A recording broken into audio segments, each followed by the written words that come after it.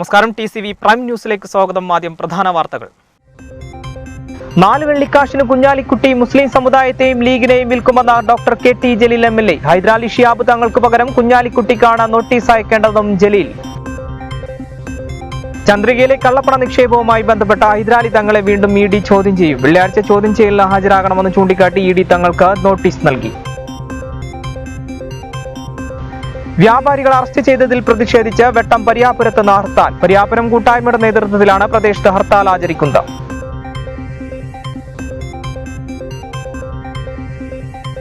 ജില്ലയിലെ ടൂറിസം മേഖലയിൽ ഇടം പിടിക്കുന്ന ഒഴൂർ കരിങ്കപ്പാറ വെള്ളച്ചാട്ടം പഞ്ചായത്ത് അധ്യക്ഷന്മാരും ജനപ്രതിനിധികളും സന്ദർശിച്ചു.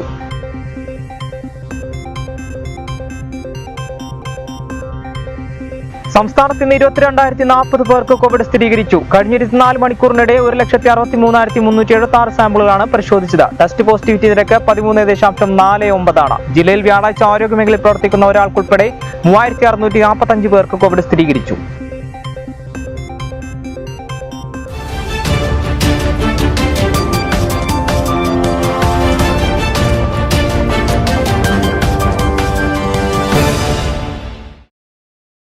വാർത്തകൾ വിശദമായി.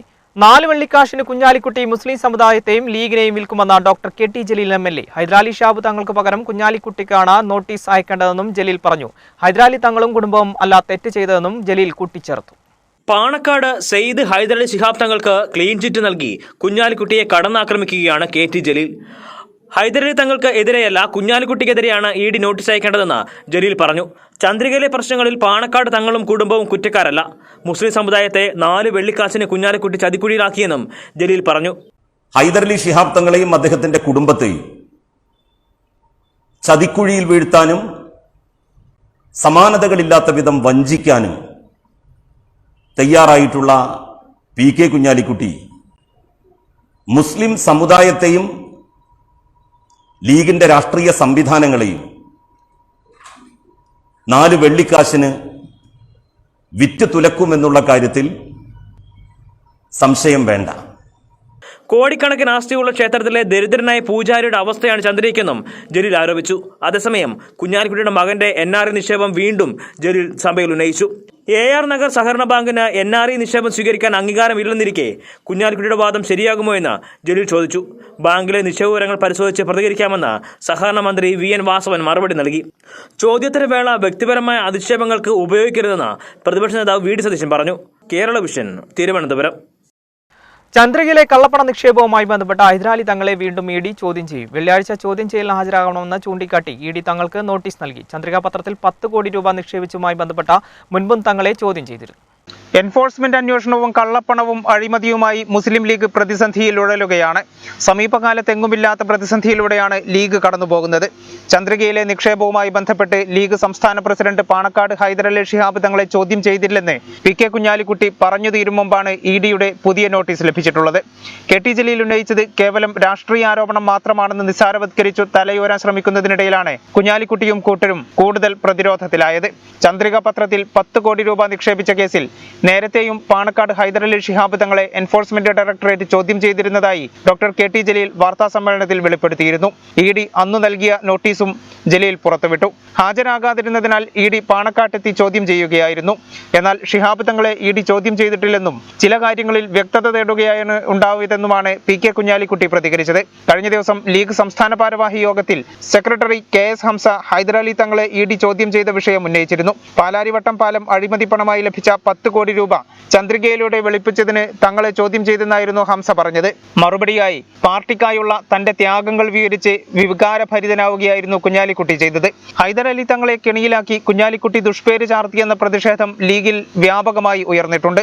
ഭാരവാഹി യോഗത്തിൽ ന്യായീകരിച്ച യൂത്ത് ലീഗ് നേതാക്കളടക്കം ഉന്നത നേതാവിന്റെ രക്ഷയ്ക്ക് ഇപ്പോൾ എത്തുന്നുമില്ല. മലപ്പുറത്തെ സഹകരണ ബാങ്കിൽ മകന്റെ കള്ളപ്പണം കണ്ടെടുത്തതും ചന്ദ്രികയെ മറയാക്കിയുള്ള അഴിമതികളും VK ഇബ്രാഹിം കുഞ്ഞടക്കമുള്ളവരുടെ അഴിമതിക്ക് രക്ഷകനായതും അടക്കം രൂക്ഷ വിമർശനമാണ് കുഞ്ഞാലിക്കുട്ടിക്കെതിരെ വരുന്നത്. കേരള എഞ്ചിനീയറിംഗ് ആർക്കിടെക്ചർ മെഡിക്കൽ പരീക്ഷ വിവിധ കേന്ദ്രങ്ങളിലായി നടന്നു. തിരൂരിൽ കോവിഡ് സുരക്ഷാ മാനദണ്ഡങ്ങൾ പാലിച്ചുകൊണ്ടാണ് പരീക്ഷ നടത്തിയത്. കേരള എഞ്ചിനീയറിംഗ് ആർക്കിടെക്ചർ മെഡിക്കൽ പരീക്ഷ വിവിധ കേന്ദ്രങ്ങളിലായി നടന്നു. കോവിഡിന്റെ സുരക്ഷാ മാനദണ്ഡങ്ങൾ പാലിച്ചുകൊണ്ടാണ് പരീക്ഷ നടന്നത്. കഴിഞ്ഞ വർഷങ്ങളിൽ ജില്ലകൾ കേന്ദ്രീകരിച്ചായിരുന്നു പരീക്ഷ. എന്നാൽ കോവിഡ് സാഹചര്യത്തിൽ വിദ്യാർത്ഥികൾക്ക് താലൂക്ക് അടിസ്ഥാനത്തിൽ പരീക്ഷ എഴുതാനുള്ള അവസരമൊരുക്കിയിട്ടുണ്ട്. കേരളത്തിൽ ഇന്ന് വിവിധ പ്രദേശങ്ങളിൽ വെച്ച് Kerala engineering medical entrance examination നടന്നുകൊണ്ടിരിക്കുകയാണ്. കോവിഡ് മാനദണ്ഡങ്ങൾ പൂർണ്ണമായും പാലിച്ചുകൊണ്ടാണ് ഈ എക്സാം നടന്നുകൊണ്ടിരിക്കുന്നത്. കഴിഞ്ഞ വർഷങ്ങളിൽ ഈ എക്സാം നടന്നത് ജില്ലകൾ കേന്ദ്രീകരിച്ചായിരുന്നു. കോവിഡിൻ്റെ പശ്ചാത്തലത്തിൽ വിദ്യാർത്ഥികൾക്ക് അവരുടെ താലൂക്കുകളിൽ പരീക്ഷ എഴുതുന്നതിന് വേണ്ടിയുള്ള സംവിധാനമാണ് സർക്കാർ ഈ വർഷം ഏർപ്പെടുത്തിയിട്ടുള്ളത്. അതിൻ്റെ ഭാഗമായി തിരൂരിൽ 8 സെൻറ്റേഴ്സിലാണ് ഇപ്പോൾ രാവിലത്തെ പരീക്ഷ നടന്നത്. ആ 8 സെൻറ്റേഴ്സിൽ 2720 വിദ്യാർത്ഥികളായിരുന്നു അപേക്ഷ നൽകിയിരുന്നത്. അതിൽ 2377 വിദ്യാർത്ഥികളും ഇന്ന് ഹാജരായിട്ടുണ്ട്. 343 വിദ്യാർത്ഥികളാണ് ആബ്സെൻ്റ് ആയിട്ടുള്ളത്.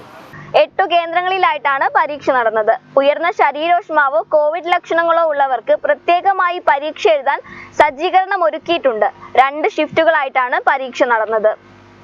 പ്രത്യേകിച്ച് ക്വാറന്റൈൻ വിദ്യാർത്ഥികൾക്ക് അതുപോലെ തന്നെ കോവിഡ് പോസിറ്റീവായിട്ടുള്ള വിദ്യാർത്ഥികൾക്ക് പരീക്ഷ എഴുതുന്നതിന് വേണ്ടിയിട്ടുള്ള ക്രമീകരണങ്ങൾ എല്ലാ സെൻറ്റേഴ്സിലും നടന്നിരുന്നു.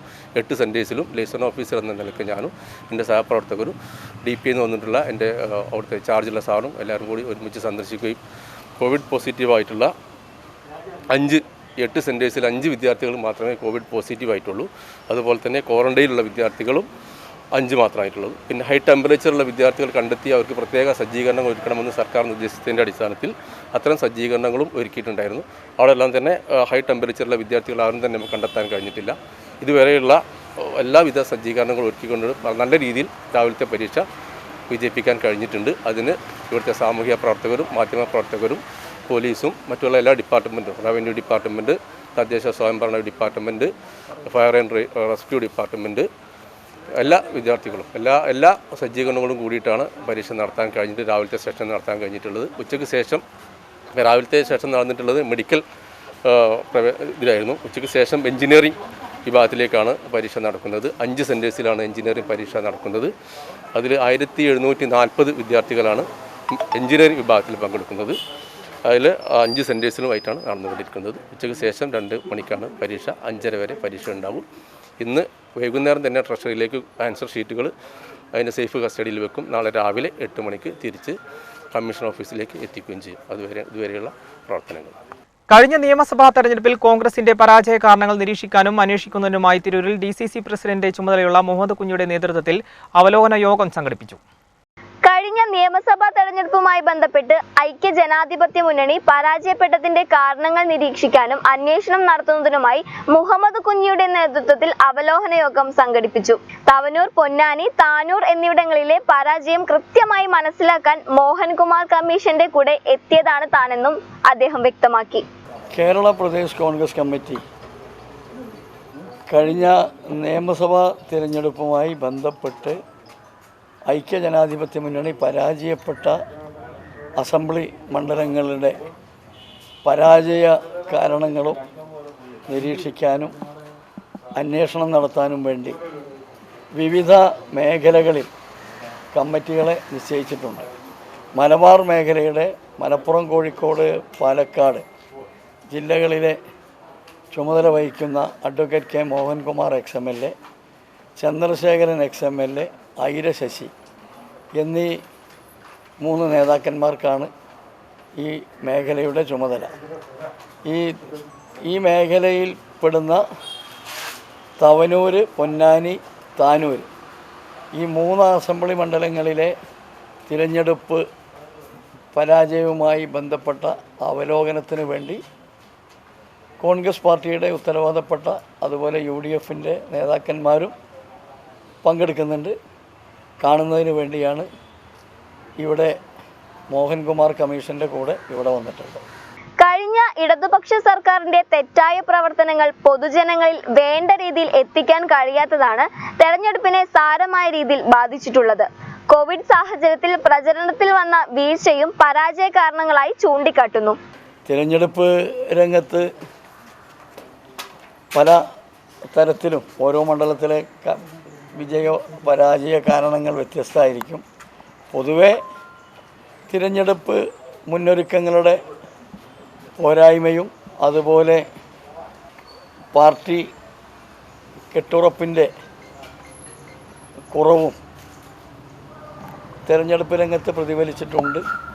മറ്റൊരു കാര്യം, കഴിഞ്ഞ ഒരു വർഷത്തിലധികമായി നിലനിൽക്കുന്ന കോവിഡ് മഹാമാരിയെ തുടർന്ന് പൊതു പ്രചരണം നടത്താൻ വേണ്ടത്ര കുടുംബയോഗങ്ങൾ നടത്താനോ പൊതുസമ്മേളനങ്ങൾ നടത്താനോ സാധിച്ചില്ല. സാധാരണ UDFൻ്റെ പ്രചരണം എന്ന് പറഞ്ഞാൽ അത് കുടുംബയോഗങ്ങളും പൊതുയോഗങ്ങളും റാലികളുമൊക്കെ നടത്തി അതുവഴി ആളുകൾക്ക് ഇടയിൽ കഴിഞ്ഞ ഇടതുപക്ഷ ജനാധിപത്യ സർക്കാരിൻ്റെ തെറ്റായ പ്രവർത്തനങ്ങൾ എത്തിക്കുന്നതിൽ വേണ്ട രീതിയിൽ പ്രവർത്തിക്കാൻ സാധിച്ചിട്ടില്ല എന്നതൊരു സത്യമാണ്.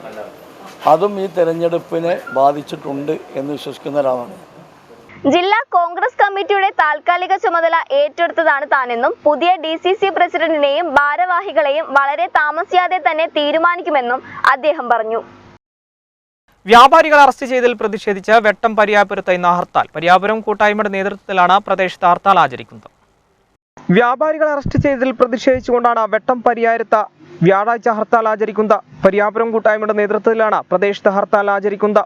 പരിയാപുരത്ത് നിരന്തരമായി വാഹന പരിശോധന ശക്തമാക്കിയതോടെ പരിയാപുരത്തും പരിസരത്തുമായി കച്ചവടം കുറഞ്ഞുവരുന്ന സാഹചര്യമാണ് നിലവിലുണ്ടായിരുന്നതെന്നും പോലീസുകാരോട് കുറച്ചു ദൂരത്തേക്ക് മാറി നിന്ന് പരിശോധന നടത്തണമെന്ന് ആവശ്യപ്പെട്ടതിനെ തുടർന്നാണ് വ്യാപാരി നേതാക്കളെ അറസ്റ്റ് ചെയ്തതെന്നും പ്രതിഷേധ സൂചകമായാണ് ഹർത്താൽ നടത്തുന്നതെന്നും വ്യാപാരി കൂട്ടായ്മയുടെ സെക്രട്ടറി മുസ്തഫ മൂക്കാട്ടിൽ പറഞ്ഞു.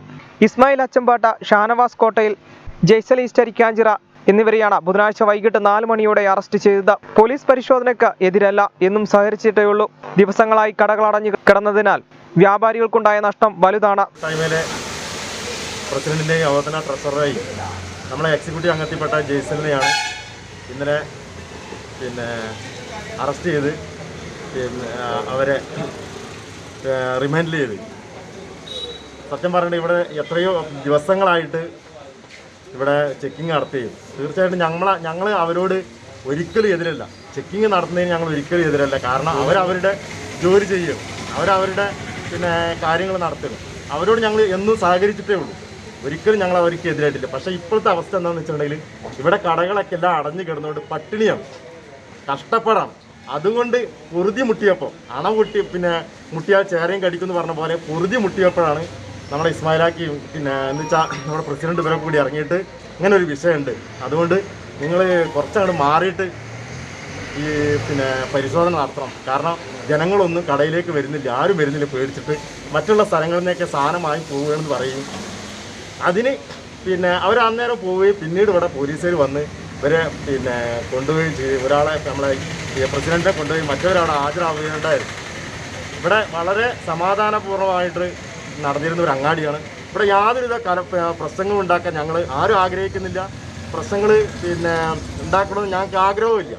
അതിന് അനുകൂലമായിട്ടാണ് ഇവിടെ നിന്ന് വ്യാപാരികളെല്ലാവരും കൂടെ തീരുമാനിച്ച് നമ്മളിന്ന് കട തുറക്കണ്ട. കാരണം നമ്മളിൽപ്പെട്ട 2-3 ആൾക്കാർ അകത്ത് കിടക്കുകയാണ്. അപ്പോൾ അതുകൊണ്ട് നമ്മളിന്ന് കട തുറക്കണ്ട എന്ന്. നിരന്തരമായ പോലീസ് പരിശോധന കർശനമാക്കിയപ്പോൾ ആളുകൾ പരിയാപുരത്തേക്ക് വരാതെ മറ്റു സ്ഥലങ്ങളിൽ പോയി സാധനങ്ങൾ വാങ്ങുന്ന സാഹചര്യമാണ് നിലവിലുള്ളതെന്നും നേതാക്കൾ പറഞ്ഞു. കോൺക്രീറ്റ് ചെയ്ത് പുനർനിർമ്മിച്ച താനൂർ പ്രിയ റോഡിന്റെയും താനൂർ മുനിസിപ്പാലിറ്റിയിലെ പ്രിയ റെസിഡൻസ് അസോസിയേഷന്റെയും ഉദ്ഘാടനം ശനിയാഴ്ച നടക്കും. കായിക മന്ത്രി വി അബ്ദുറഹിമാൻ ഉദ്ഘാടനം ചെയ്യുമെന്ന് ഭാരവാഹികൾ വാർത്താസമ്മേളനത്തിൽ അറിയിച്ചു. കോൺക്രീറ്റ് ചെയ്ത് പുനർനിർമ്മിച്ച താനൂർ പ്രിയ റോഡിന്റെയും താനൂർ മുനിസിപ്പാലിറ്റിയിലെ പ്രിയം റെസിഡൻസ് അസോസിയേഷന്റെയും ഉദ്ഘാടനം ശനിയാഴ്ച നടക്കും. കായിക മന്ത്രി വി അബ്ദുറഹിമാൻ ഉദ്ഘാടനം നിർവഹിക്കും. ഞങ്ങൾക്ക് നിലവിലുണ്ടായിരുന്ന ടാറിട്ട റോഡ് കഴിഞ്ഞ MLA ആവുന്ന സമയത്ത് നമ്മുടെ ഇപ്പോഴത്തെ കായിക വകുപ്പ് മന്ത്രി അബ്ദുറഹിമാൻ സാഹിബ് ഏകദേശം 15 ലക്ഷത്തോളം ഞങ്ങൾക്ക് അനുവദിക്കുകയും ആ റോഡിൻ്റെ പണി ഏകദേശം മുഴുവനായി, പണി മാത്രമല്ല റോഡിൻ്റെ പണി മാത്രമല്ല സൈഡിലൂടെയുള്ള ഡ്രെയിനേജും കംപ്ലീറ്റ് പൂർത്തിയായി അത് ഉദ്ഘാടനത്തിനായി റെഡിയായിരിക്കുകയാണ്. അതിൻ്റെ ഉദ്ഘാടനമാണ് അടുത്ത ശനിയാഴ്ച ഏറ്റവും പ്രധാനപ്പെട്ടതായിട്ടുള്ള ഒരു വർക്ക്. അതോടൊപ്പം തന്നെ ഏകദേശം 2-3 കൊല്ലം മുമ്പ് ഞങ്ങൾ ആരംഭിച്ചിട്ടുള്ള ഞങ്ങളുടെ റെസിഡൻസ് അസോസിയേഷൻ പ്രിയം എന്ന പേരിലാണ് അത് അറിയപ്പെടുന്നത്. റെസിഡൻസ് പ്രവർത്തന പരിധിയിലെ വീടുകൾ കോവിഡ് പശ്ചാത്തലത്തിൽ പ്രത്യേകമായി അണുനശീകരണം നടത്തി വൃത്തിയായി സൂക്ഷിക്കാൻ നടപടിയെടുക്കും. പരിധിയിലെ വിദ്യാർത്ഥികളുടെ പഠന പുരോഗതിക്കായും അവരുടെ തുടർ പ്രവർത്തനത്തിനാവശ്യമായ ഉപദേശ നിർദ്ദേശങ്ങൾ നൽകുമെന്നും PV ബാബു, മൊയ്തീൻകുട്ടി, കോയമോൻ, KP ഹനീഫ എന്നിവർ വാർത്താ സമ്മേളനത്തിൽ അറിയിച്ചു. പഠിക്കുന്ന കുട്ടികളുടെ തുടർ വിദ്യാഭ്യാസത്തിന് ഉതകുന്ന ഉപദേശ നിർദ്ദേശങ്ങൾ നൽകുക, അതോടൊപ്പം തന്നെ അവർക്ക് തൊഴിൽ നേടുന്നതിനാവശ്യമായ ഏതെങ്കിലും തരത്തിലുള്ള കാര്യങ്ങൾ പറഞ്ഞു കൊടുക്കാൻ സാധിക്കുക, അല്ലെങ്കിൽ അതുമായി ബന്ധപ്പെട്ടിട്ട് ഉന്നതിയിൽ നിൽക്കുന്ന ആളുകളെ വിളിച്ചുകൊണ്ട് എവിടെയെങ്കിലും ഒരു മീറ്റിംഗ് വെച്ചുകൊണ്ട് കുട്ടികൾക്ക് പറഞ്ഞു കൊടുക്കുക. ഒപ്പം തന്നെ ആ രീതിയിൽ സാമൂഹികമായ ഉന്നമനത്തിന് വേണ്ടിയുള്ള എല്ലാ കാര്യങ്ങളും ചെയ്തു കൊടുക്കുകയാണ്. അതിൻ്റെ തുടർച്ച എന്നോണം തന്നെയാണ് ഞങ്ങൾ മറ്റൊരു കാര്യം ചെയ്യാൻ ഉദ്ദേശിക്കുന്നത്. അവിടെ നിന്നും ഈ വർഷത്തിൽ 2021 പരീക്ഷയിൽ ഒന്ന് SSLC പരീക്ഷയിൽ +A+ വാങ്ങിയിട്ടുള്ള കുട്ടികളുണ്ട്. അതോടൊപ്പം തന്നെ +2 പരീക്ഷയിൽ സയൻസിലും അതുപോലെ തന്നെ ഇതിലൊക്കെ തന്നെ +A+ വാങ്ങിയിട്ടുള്ള കുട്ടികളുണ്ട്. മാത്രമല്ല ഒരു കുട്ടി നമ്മുടെ യൂണിവേഴ്സിറ്റിയിൽ തന്നെ ഒന്നാമതായിട്ടുള്ള കുറ്റിപ്പുറം MES എഞ്ചിനീയറിംഗ് കോളേജിലും ടോപ്പറാണ്. ഒപ്പം തന്നെ എഞ്ചിനീയറിംഗ് കോളേജ് യൂണിവേഴ്സിറ്റി എഞ്ചിനീയറിംഗ് യൂണിവേഴ്സിറ്റിയിലും ടോപ്പറായിട്ടുള്ള ഒരു കുട്ടി. ഇങ്ങനെയുള്ള കുട്ടികളെ ആദരിക്കുകയാണല്ലോ. അപ്പോൾ ആ ആദരിക്കുന്നത് തുടർന്ന് തന്നെ പോകണം എന്നുള്ളത്. നമ്മളങ്ങനെ അവർക്ക് ചെറിയ സമ്മാനം പോലും കൊടുക്കുന്ന സമയത്ത് അവർക്കതൊരു വലിയ താല്പര്യമാവുകയും അതിലേക്ക് നമ്മൾ മന്ത്രിയെ പോലുള്ളവരെ, ചെയർമാനെ പോലുള്ളവരെ, അതുപോലുള്ള ഉയർന്ന തലത്തിൽ നിൽക്കുന്ന ആളുകളെ കൊണ്ടുവന്നുകൊണ്ട് അവർക്ക് ഉള്ള സമ്മാനങ്ങൾ കൊടുക്കുന്ന സമയത്ത് തീർച്ചയായും അത് അവർക്ക് വലിയൊരു പ്രചോദനമാവുകയും പിന്നീടുള്ള അവരുടെ പഠിത്ത കാര്യങ്ങളിൽ ഉയർന്ന തലത്തിലേക്ക് എത്തിപ്പെടാൻ സാധിക്കുമെന്നുള്ള ഒന്നാണ്. ഇരുവൃക്കകളും തകരാറിലായ യുവാവിന് വേണം സഹായഹസ്തം. കൂട്ടായി അരയൻ കടപ്പുറം കുറിയന്റെ പുരയ്ക്കൽ മൂസയുടെ മകൻ ഫിർദൌസാണ് ഇരുവൃക്കകളും തകരാറിലായതിനെ തുടർന്ന് ചികിത്സാ സഹായം തേടുന്നത്.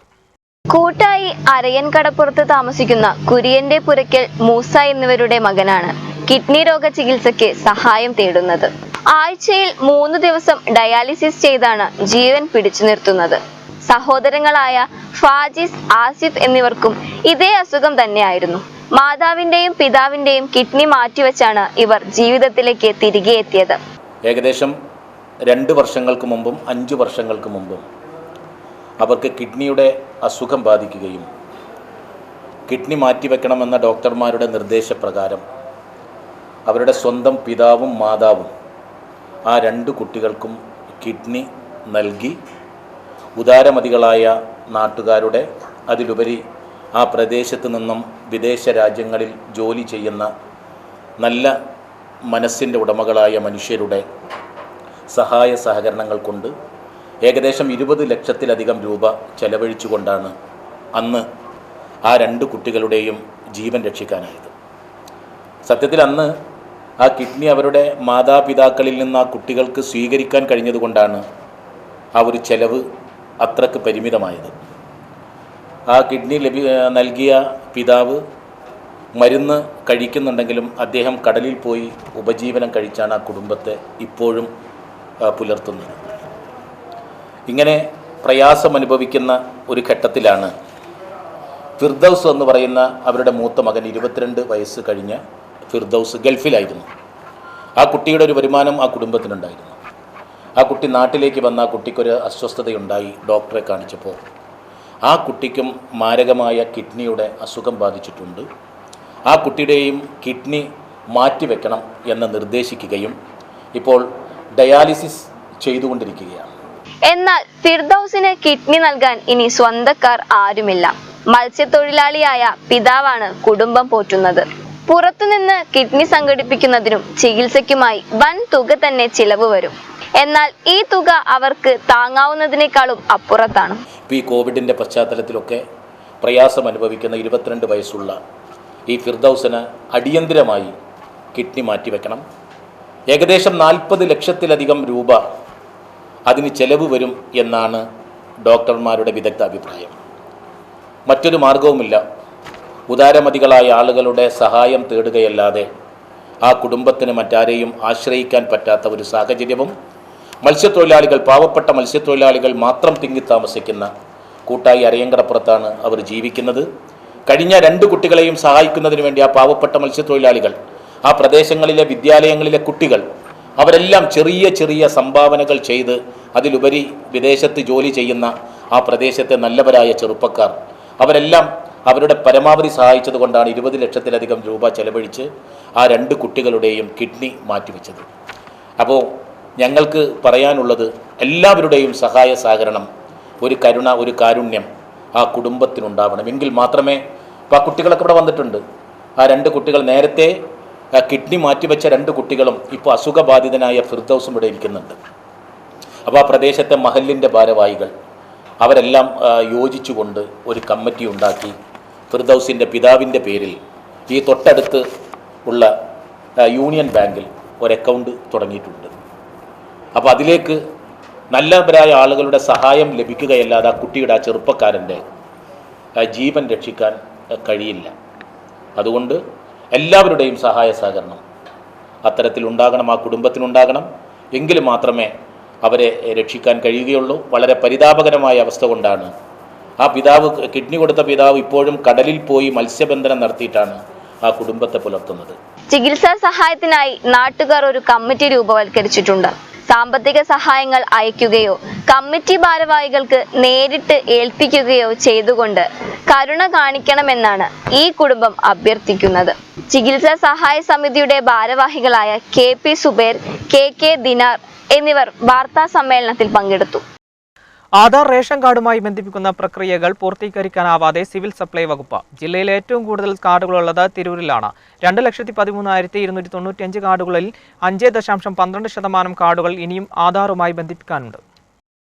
ജില്ലയിൽ ഏറ്റവും കൂടുതൽ കാർഡുകളുള്ളത് തിരൂരിലാണ്.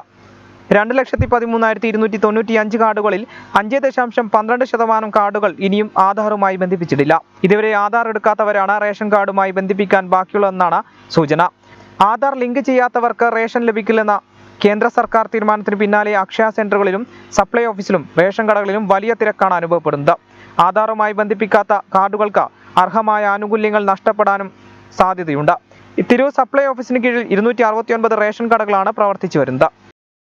ജില്ലയിലെ ടൂറിസം മേഖലയിൽ ഇടം പിടിക്കുന്ന ഒഴൂർ കരിങ്കപ്പാറ വെള്ളച്ചാട്ടം പഞ്ചായത്ത് അധ്യക്ഷന്മാരും ജനപ്രതിനിധികളും സന്ദർശിച്ചു.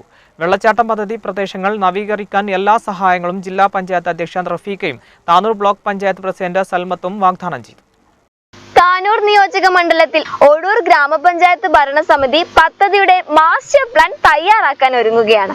കഴിഞ്ഞ ദിവസം മലപ്പുറം ജില്ലാ panchayat president Rafeeqa, Tanur block panchayat president Salmath എന്നിവർ പദ്ധതി പ്രദേശം സന്ദർശിക്കുകയും സഹായങ്ങൾ വാഗ്ദാനം ചെയ്യുകയും ചെയ്തു.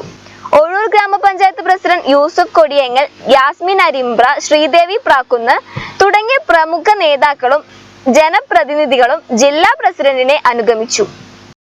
ഇന്ത്യയിൽ 1900 മുതൽ 1973 വരെ റോഡുകൾ നിർമ്മിക്കാൻ ഉപയോഗിച്ചിരുന്ന ഉരുട്ടിക്കല്ലിൽപ്പെട്ട ഒരു കല്ല് തിരൂർ കുറ്റിപ്പുറം റോഡിൽ തിരുനാവായ കൊടക്കൽ ടൗണിൽ നിന്നും സംരക്ഷിത ഭാഗത്തേക്ക് മാറ്റി സ്ഥാപിച്ചു. ഇന്ത്യയിൽ 1900 മുതൽ 1973 വരെ റോഡുകൾ നിർമ്മിക്കാൻ ഉപയോഗിച്ചിരുന്ന ഉരുട്ടിക്കല്ലിൽപ്പെട്ട കല്ലാണ് തിരൂർ കുറ്റിപ്പുറം റോഡിൽ കൊടക്കൽ ടൗണിൽ നിന്നും സംരക്ഷിത ഭാഗത്തേക്ക് മാറ്റി സ്ഥാപിച്ചത്. നൂറ്റാണ്ടുകൾ പഴക്കമുള്ള ഈ കല്ല് പുതിയ തലമുറയ്ക്ക് അറിവ് നൽകുന്നതിനായി സുരക്ഷിത സ്ഥാനത്തേക്ക് മാറ്റി സ്ഥാപിക്കണമെന്ന് സാംസ്കാരിക സംഘടനയായ റീ എക്കോ പൊതുമരാമത്ത് വകുപ്പിനോട് ആവശ്യപ്പെട്ടിരുന്നു.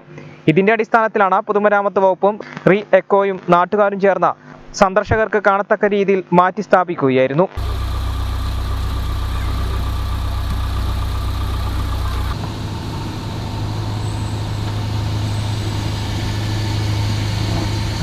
ഒറ്റക്കല്ലിൽ തീർത്ത വൃത്താകൃതിയിൽ ഇരുവശങ്ങളിലുമായി തുളകളോടുകൂടിയ ഈ ഇരുട്ടിക്കല്ലിന് ഏകദേശം 1 ടണ്ണിനടുത്ത് ഭാരം വരും.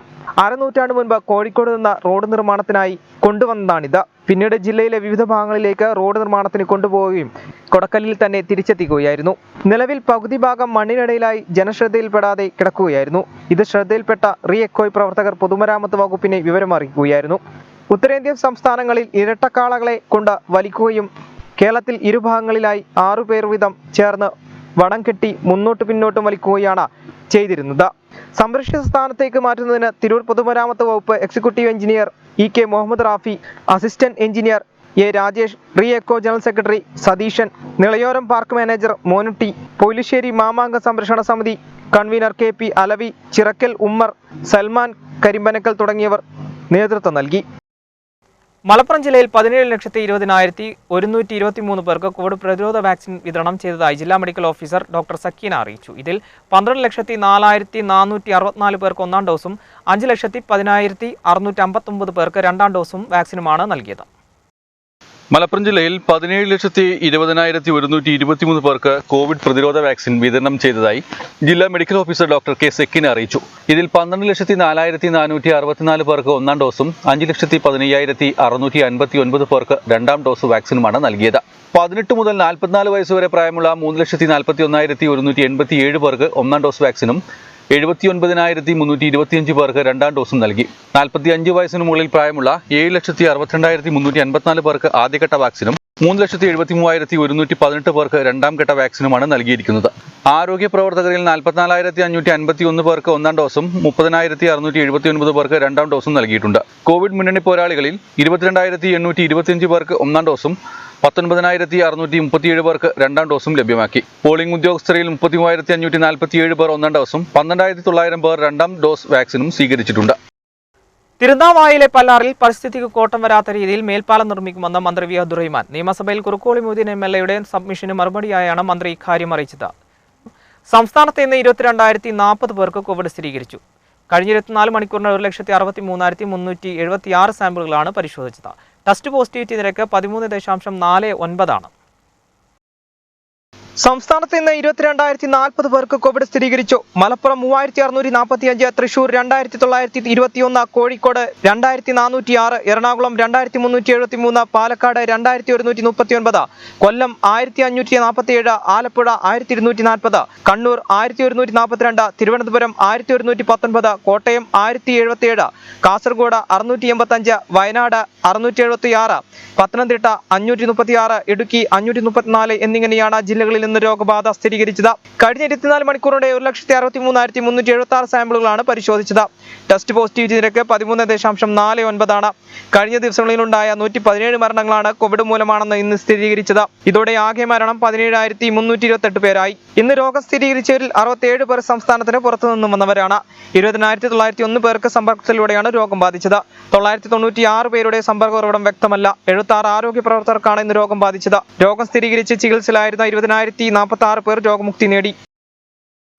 മലപ്പുറം ജില്ലയിൽ വ്യാഴാഴ്ച ആരോഗ്യ മേഖലയിൽ പ്രവർത്തിക്കുന്ന ഒരാൾക്കുൾപ്പെടെ 3,645 പേർക്ക് കോവിഡ് സ്ഥിരീകരിച്ചു. 17.87% ജില്ലയിലെ ടെസ്റ്റ് പോസിറ്റിവിറ്റി നിരക്ക്. മലപ്പുറം ജില്ലയിൽ വ്യാഴാഴ്ച ആരോഗ്യ മേഖലയിൽ പ്രവർത്തിക്കുന്ന ഒരാൾക്കുൾപ്പെടെ 3,645 പേർക്ക് കോവിഡ് സ്ഥിരീകരിച്ചു. 17.87% ജില്ലയിലെ ടെസ്റ്റ് പോസിറ്റിവിറ്റി നിരക്ക്. 3,585 പേർക്ക് രോഗികളുമായിട്ടുള്ള നേരിട്ടുള്ള സമ്പർക്കത്തിലൂടെയും 47 പേർക്ക് ഉറവിടം അറിയാതെയുമാണ് വൈറസ് ബാധയുണ്ടായത്. കൂടാതെ വിദേശ രാജ്യങ്ങളിലെത്തിയ 2 പേർക്കും ഇതര സംസ്ഥാനങ്ങളിലെത്തിയ 10 പേർക്കും രോഗബാധ സ്ഥിരീകരിച്ചിട്ടുണ്ട്. ജില്ലയിൽ ഇതുവരെ 1,068 പേരാണ് കോവിഡ് ബാധിതരായി മരിച്ചത്.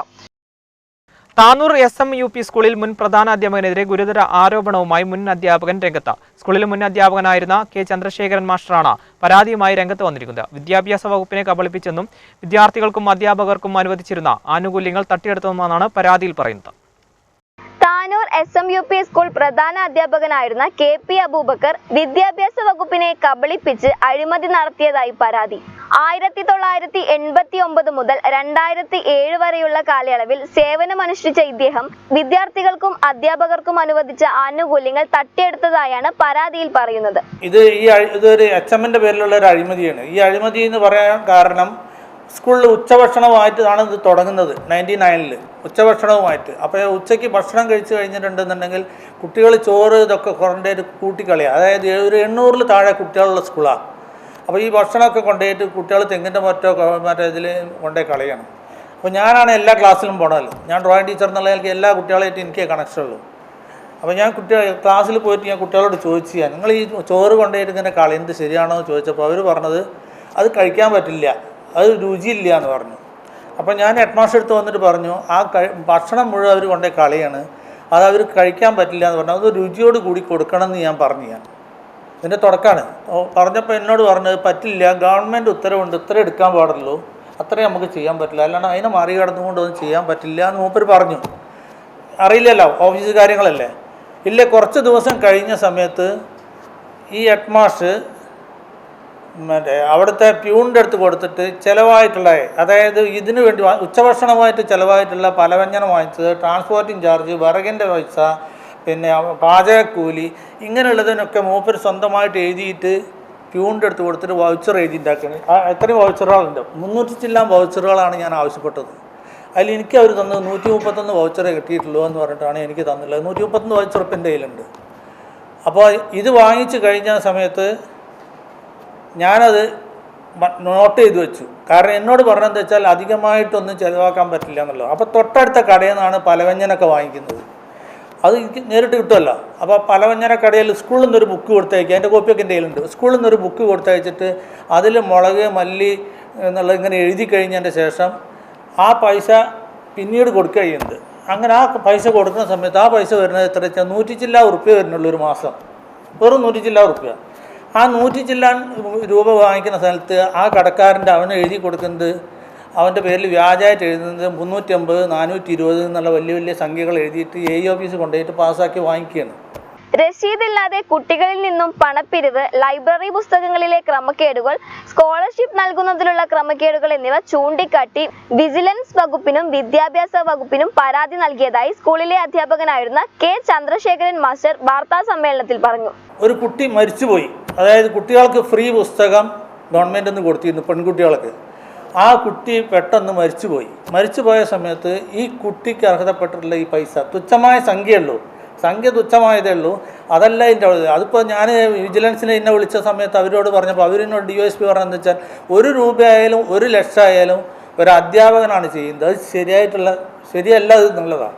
ഞാൻ ആ കുട്ടിയുടെ അഡ്മിഷൻ നമ്പറൊക്കെ വെച്ച് ഞാൻ എല്ലാം നോട്ട് ചെയ്ത് വെച്ചിട്ട് സർവീസിലിരിക്കുമ്പോൾ ത്രൂ പ്രോപ്പർ ചാനലിൽ ഞാൻ പരാതി കൊടുത്തു. AEOന് കൊടുത്തു, DPIക്കും കൊടുത്തു, വിജിലൻസിനും കൊടുത്തു. അങ്ങനെ അന്വേഷിക്കാൻ വേണ്ടി അപ്പോഴേക്കും ഞാൻ 2005 റിട്ടയർ ചെയ്തു. 2005 റിട്ടയർ ചെയ്ത സമയത്ത് എന്നെയും കൂടി ഉൾപ്പെടുത്തിയും കൂടി അവർ എൻക്വയറിക്ക് വന്നു. താനൂർ 2 AEOമാരും സൂപ്രണ്ട് കൂടി അവിടെ ഓഫീസിൽ വന്നു അന്വേഷണം നടത്താൻ വേണ്ടി. അപ്പോൾ എന്നോട് എന്താ കാര്യം പറയാനുള്ളതെന്ന് ചോദിച്ചപ്പോൾ ഞാൻ പറഞ്ഞു ഞാനൊക്കെ റിട്ടേണായിട്ട് തന്നിട്ടുണ്ട്, നിങ്ങളത് നോക്കിയാൽ മതി എന്ന് പറഞ്ഞു. അങ്ങനെ അന്വേഷിച്ച് പോയി ഒരു എൻക്വയറി റിപ്പോർട്ട്. ആ എൻക്വയറി റിപ്പോർട്ടിൽ എന്താ പറഞ്ഞതെന്ന് വെച്ചാൽ ഞാൻ ഈ ഉദ്ധരിക്കുന്ന കാര്യങ്ങളൊന്നും തന്നെ ശരിയല്ല, യാതൊരു കഴമ്പുമില്ല, അതുകൊണ്ട് ഹെഡ്മാസ്റ്റർ അങ്ങനെ തെറ്റുകളൊന്നും ചെയ്തിട്ടില്ല എന്ന് പറഞ്ഞിട്ടാണ് എനിക്ക് എൻക്വയറി റിപ്പോർട്ട് ഒക്കെ എൻ്റെ കയ്യിലുണ്ട്. ആ എൻക്വയറി റിപ്പോർട്ട് കിട്ടിയ സമയത്ത് റൈറ്റ് ഇൻഫർമേഷൻ ആക്ട് ഉപയോഗിച്ചിട്ട് അന്ന് ആരൊക്കെ അന്വേഷണത്തിന് വന്നു എന്നും ആ അന്വേഷണ റിപ്പോർട്ടിൻ്റെ കോപ്പി എനിക്ക് വേണമെന്ന് പറഞ്ഞ് എഴുതിയപ്പോൾ അതിലും നല്ല രസമായിട്ടുള്ള മറുപടി വന്നു. കാരണം ഞങ്ങൾ അവിടെ സ്കൂളിൽ വന്നു, ഓഫീസിൽ വന്നു, അന്വേഷിച്ചു, രേഖകളൊന്നും പ്രധാന അധ്യാപകൻ ഞങ്ങൾക്ക് കാണിച്ചു തന്നില്ല, അതിൻ്റെ പേരിൽ ഞങ്ങൾക്ക് റിപ്പോർട്ട് തരാൻ സാധ്യമല്ല, രേഖകൾ പരിശോധിച്ചിട്ടില്ല, റിപ്പോർട്ട് തരാൻ സാധ്യമല്ല. പിന്നെ ഇങ്ങനെ ആദ്യത്തെ റിപ്പോർട്ട് എൻക്വയറി റിപ്പോർട്ടിൽ എനിക്ക് എതിരായിട്ടില്ല എഴുതി കഴിഞ്ഞത്. വ്യാജരേഖ സമർപ്പിച്ച് പണം തട്ടിയ സംഭവവും നിലനിൽക്കുന്നുണ്ട്. ജുഡീഷ്യൽ അന്വേഷണം നടത്തി കുറ്റക്കാരനെതിരെ നടപടി കൈക്കൊള്ളണമെന്നും അദ്ദേഹം പറഞ്ഞു. ഇയാൾ റിട്ടയർ ചെയ്ത് പോയതാണെന്നുണ്ടെങ്കിൽ പിന്നീട് സാമ്പത്തിക ബാധ്യതകൾ കണ്ടിട്ടുണ്ടെങ്കിൽ അത് റവന്യൂ റിക്കവറി നടത്തിയിട്ട് ഇയാളുടെ നിന്ന് ഈടാക്കണം എന്ന് പറഞ്ഞിട്ടുണ്ട്. എൻ്റെ അടുത്ത് അതിൻ്റെ ഉത്തരവുണ്ട്, ഓർഡർ ഉണ്ട് എൻ്റെ അടുത്ത്. റവന്യൂ റിക്കവറി നടത്തേണ്ട ആൾ ഞാനല്ല, അത് കളക്ടറല്ലേ. അങ്ങനെ എന്നോട് പറഞ്ഞു നിങ്ങളല്ല മറ്റവരല്ല എന്ന് പറയുമ്പോൾ ഞാൻ കളക്ടർക്ക് പരാതി കൊടുത്തു. കളക്ടർ എന്ത് ചെയ്തു വെച്ചാൽ DDക്ക് കൊടുത്തു. എന്നിട്ട് എന്താണെന്നുള്ളത് അന്വേഷിക്കാൻ വേണ്ടി പറഞ്ഞു. താനൂർ ഓഫീസിൽ നിന്ന് യാതൊരു മാറ്റവും. അപ്പോൾ കഴിഞ്ഞോടത്തോളം ഇതിൻ്റെ പിന്നാലെ ഓടിപ്പാഞ്ഞ് ഞാനിങ്ങനെ കുറേ കഴിഞ്ഞാൽ നിർത്തുന്നുള്ള നിലയ്ക്കാണ്. എനിക്ക് ആവശ്യം അതല്ല. ഇതൊക്കെ രക്ഷിതാക്കന്മാർക്കും കുട്ടികൾക്കും നിങ്ങളെ പോലുള്ള രക്ഷിതാക്കന്മാരുണ്ടല്ലോ അവർക്ക് കിട്ടേണ്ട കാര്യം ഈ ഹെഡ്മാസ്റ്റർ എഴുതിയെടുക്കുന്നത് ശരിയല്ല. പ്രധാന വാർത്തകൾ ഒരിക്കൽ കൂടി. 4 വെള്ളിക്കാശിന് കുഞ്ഞാലിക്കുട്ടി മുസ്ലിം സമുദായത്തെയും ലീഗിനെയും വിൽക്കുമെന്ന doctor KT Jaleel MLA. Hyderali Shihab തങ്ങൾക്ക് പകരം കുഞ്ഞാലിക്കുട്ടിക്കാണ് നോട്ടീസ് അയക്കേണ്ടതെന്നും ജലീൽ.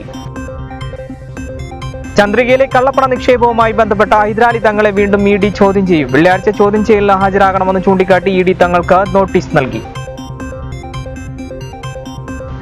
വ്യാപാരികൾ അറസ്റ്റ് ചെയ്തതിൽ പ്രതിഷേധിച്ച് വെട്ടം പരിയാപുരത്ത് ഹർത്താൽ. പരിയാപുരം കൂട്ടായ്മയുടെ നേതൃത്വത്തിലാണ് പ്രദേശത്ത് ഹർത്താൽ ആചരിക്കുന്നത്.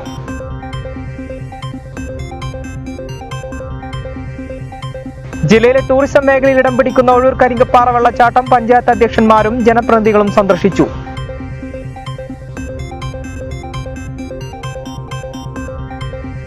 സംസ്ഥാനത്ത് ഇന്ന് 22,040 പേർക്ക് കോവിഡ് സ്ഥിരീകരിച്ചു. കഴിഞ്ഞ 24 മണിക്കൂറിനിടെ 1,63,376 സാമ്പിളുകളാണ് പരിശോധിച്ചത്. ടെസ്റ്റ് പോസിറ്റിവിറ്റി നിരക്ക് 13.49 ആണ്. ജില്ലയിൽ വ്യാഴാഴ്ച ആരോഗ്യമേഖലയിൽ പ്രവർത്തിക്കുന്ന ഒരാൾക്കുൾപ്പെടെ 3,645 പേർക്ക് കോവിഡ് സ്ഥിരീകരിച്ചു. ഇതോടുകൂടി വാർത്താ ബുള്ളറ്റിൻ സമാപിക്കുന്നു. നമസ്കാരം.